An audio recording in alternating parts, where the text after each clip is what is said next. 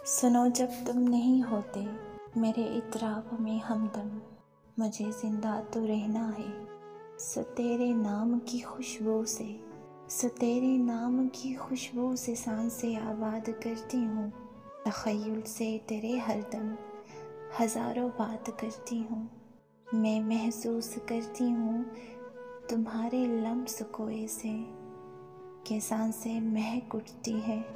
तुम्हें मैं इस तरह जाना हमेशा याद करती हूँ। सुनो ऐसा अगर होगा कि होना किसने रोका है, इसे तो हो के रहना है। हमारे बीच का जब ये ताल्लुक टूट जाएगा तो एक बेनाम सा रिश्ता गहरी चुप की सूरत में हमें रिश्ते से बांधेगा।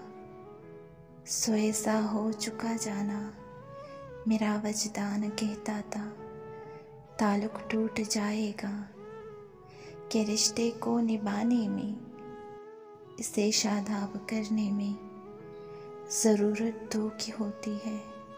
तो कब तक मैं भला तन्हा अकेले बोझ ये ढोती, मगर ये भी हकीकत है मोहब्बत तुमसे ही की थी। मोहब्बत आज भी मुझको फ़कत तुमसे ही है जाना।